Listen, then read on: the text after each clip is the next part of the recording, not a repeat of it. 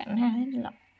Camera 2 ദിവസമായി ജിയ നന്നായിട്ട് പണിയാന്നുകൊണ്ടിരിക്കുക. 2 GB കയറ്റിയിട്ട് 1.5 തരുന്നുള്ളൂ. എന്നിട്ട് കണ്ടന്റ് ഇടാൻ തികയുന്നില്ല. അതാണ് സംഭവം. അതാണ് നമ്മൾ വീഡിയോ ഇടാത്തത്.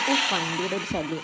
അങ്ങനെ ഞാനും നടന്ന് വല്യമ്മയ്ക്ക് തീറ്റ അടിക്കാൻ പോവാ. ചെറിയാളും അല്ല അത്യാവശ്യം നന്നായിട്ടൊന്ന് പുള്ളി ഈ ഇറങ്ങിയിട്ട് ആ കാറ്റും കൂടെ കയറ്റിയ ഒരു ഗാഹുസ്ഥാമല എത്തി. അല്ല ഞങ്ങളുടെ നാട്ടിലെ ഹെൽത്ത് സെന്റർ എത്തി. സംഭവം നല്ല നീറ്റ് ആൻഡ് ക്ലീൻ ആട്ടോ. കണ്ട ഏത് കുട്ടിക്കും ഒന്ന് നോക്കാൻ തോന്നും ഞങ്ങളുടെ ഹെൽത്ത് സെന്റർ. പിന്നെ വല്യമ്മ വന്ന് നേരെ OP ടിക്കറ്റ് എടുത്തോ. അപ്പൊ എനിക്ക് എന്താന്ന് പറഞ്ഞത് പെട്ടെന്ന് രസം. കൂടെ പോകുമ്പോൾ നമുക്ക് ഒരു OP ടിക്കറ്റ് എടുത്താൽ എന്താ, ഞാനും കൊടുത്തു ഒരു OP ടിക്കറ്റ്. 10 രൂപ മുടക്കി ഞാൻ എടുത്തപ്പോഴത്തേക്കും ആദ്യം നമുക്ക് വല്യമ്മയുടെ കാര്യം നോക്കാം. അപ്പൊ അവര് പറഞ്ഞു ആദ്യം നിങ്ങൾ അപ്പുറത്തെ മുറി പോയി ഇരിക്കൂ എന്ന് പറഞ്ഞു. അപ്പൊ ഇതാണ് ആ റൂം. ഇവിടെ നിരീക്ഷണ റൂമാണ്. സംഭവം നല്ല സെറ്റപ്പ്. അവിടെ ഇരിക്കുന്ന ഈ വീൽ ചെയർ കണ്ടപ്പോൾ എനിക്ക് ഇരിക്കാനൊരു ബോധ്യം. ഏതായാലും അവർ വരുന്നില്ല. അതുകൊണ്ട് ഞാൻ ഇരുന്ന് എന്റെ ആശങ്ക തീർത്തു. ആരെങ്കിലും കണ്ട എന്ത് വിചാരിക്കുവോ, അതൊന്നും നമ്മളെ ബാധിക്കുന്ന പ്രശ്നമേ അല്ല. പിന്നെ സമ്മതപത്രം എഴുതെന്ന് പറഞ്ഞപ്പോൾ വല്യമ്മ വീണ്ടും ഒന്നും ഞെട്ടി. പക്ഷേ നമ്മളൊന്നും തന്നെയല്ലോ.